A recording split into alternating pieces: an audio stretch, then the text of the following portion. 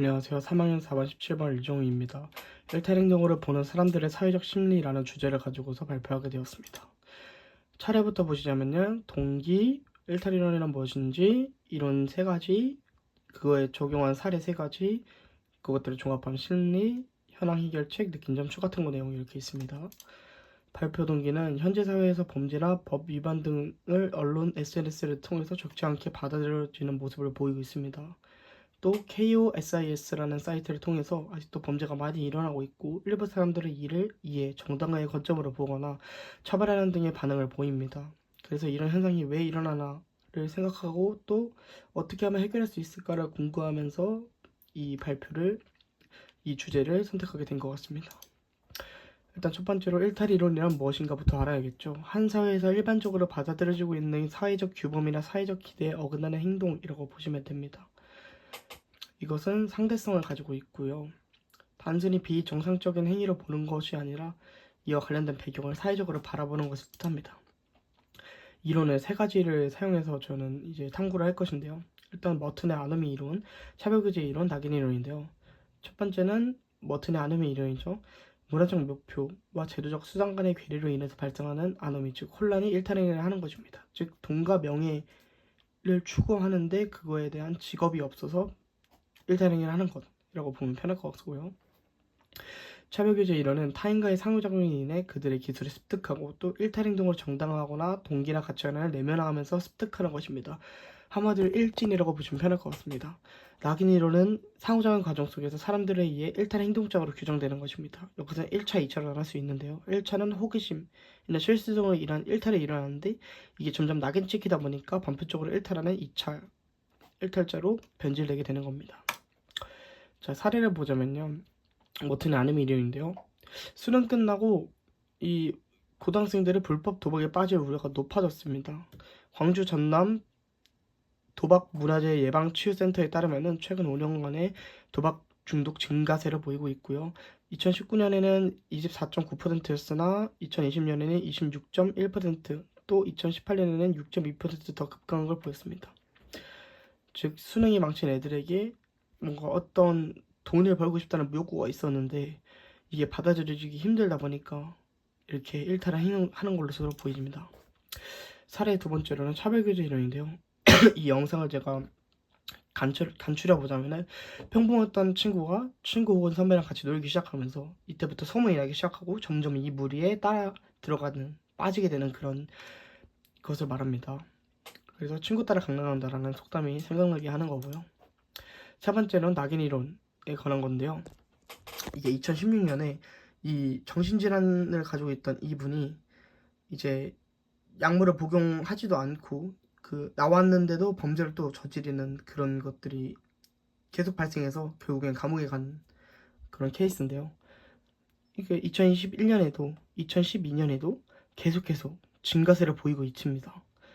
이걸 왜 그럴까 추측을 해봤는데 정신질환에 있어서 그냥 한 걸 수도 있지만 점점 이 정신질환자라고 낙인이 찍히면서 이렇게 자기가 분노를 표출한 것 같다라고 생각을 하고 있습니다. 저는 또 이런 것들을 종합해서 봤을 때 우리는 서로 어떤 것의 상호 의존적으로 연결되어 있고요. 이것이 끊어지면 불안 심리, 충동을 느끼게 된다고 느끼고 있습니다. 종합적으로 보자면 단순히 도덕적으로 일탈하는 것이 아닌 불평등한 사회, 관계 등으로 인한 다양한 심리적 불안이자 또 자신의 심리적 보호, 즉 생존의 수단이라고 보시면 될 것 같습니다.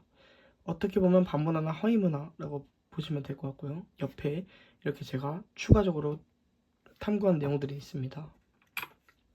현황은요. 과거와 대비하면 인터넷의 발달에 따라 되게 더 많은 범죄를 저지를 수 있는 그런 접근 가능성이 높아졌고요.